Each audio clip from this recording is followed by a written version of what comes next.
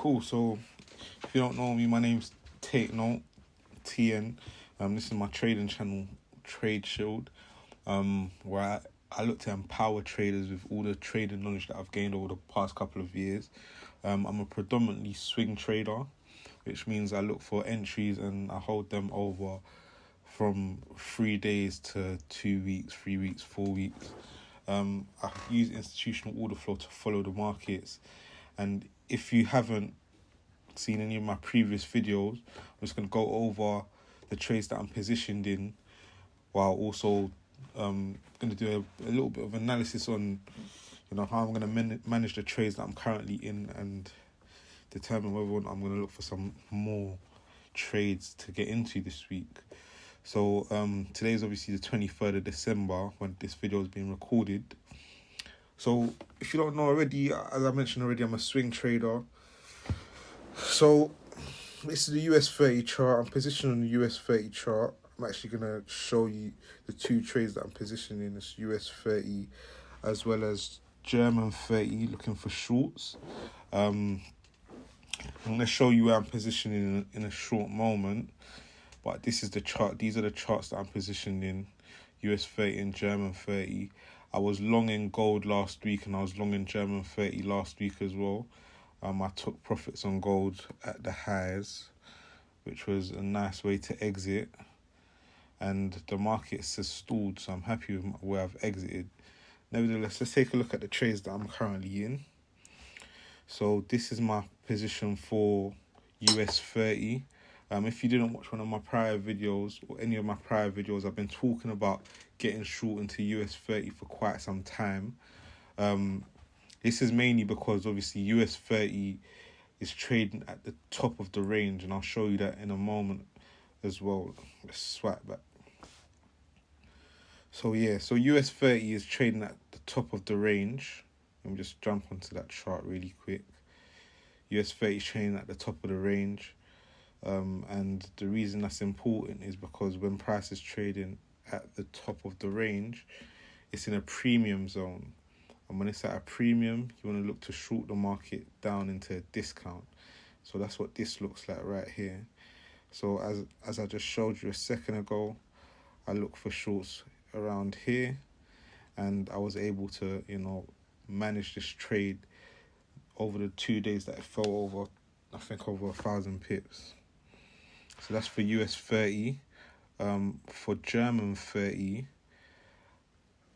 this was an inverted fair value gap that allowed me to now position for shorts. The inversion that occurred on this day when I exited, this inversion basically told me the market's looking to get short now. So I was able to short the market on my exit. And that looks like this. Bear with me. So when we got this close here, this inversion here confirmed that this market was a downtrending market, and I was able to get an entry in right here. So what I'm going to do in this video, obviously if you want to take a look again, this is my US 30 position. This is my German 40 position. I have a 250 pip stop loss as well.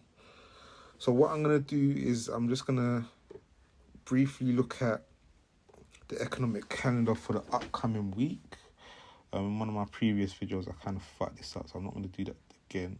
So the upcoming week is the 24th, and the only US news we have is, well, we've got consumer confidence. That's not necessarily a major news event, but we do have core PCE on Friday.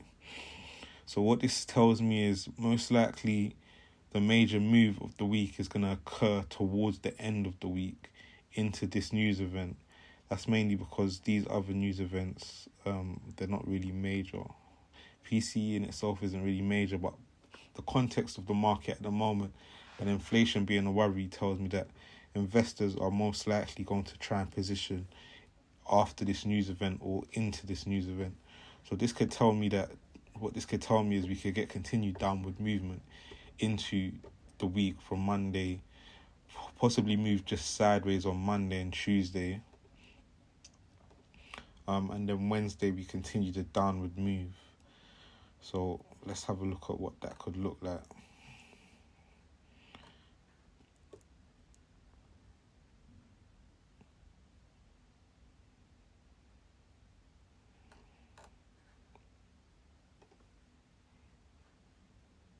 So we could continue to move sideways. This fair value gap is where any buy trades would be needed to be taken if we was to want a position into the long. So I'm expecting the price to just consolidate above this area to build up liquidity before we, move aggressively into that area.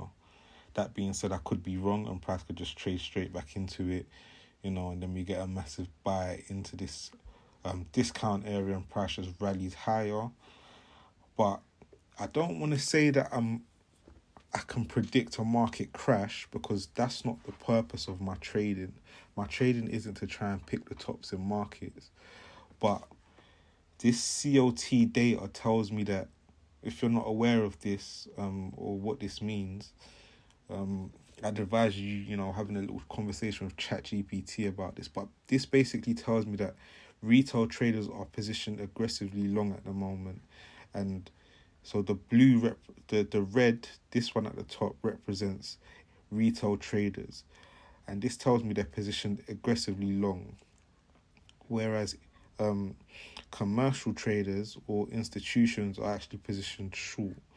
So I don't want to try and predict the top in markets, but just from this information alone, the fact that the market's now in a downtrend, there's a potential chance that the market might be aggressive in selling off, because institutions have been looking to short the market from this demand zone. And because we're trying to short the market from this demand zone, we could just take out all of these levels. I don't want to say that's a likely outcome, but it is something I'm definitely looking at. And if we trade aggressively down into PCE on Friday, and then we get negative news on Friday, that could confirm a close below this range, and then we'd have a perfect, what I call, or what traders call, a double top if we get a close below the neckline, which is here. So this is what I'm looking at this week. I don't want to say I can predict a top. I don't want to say I can predict,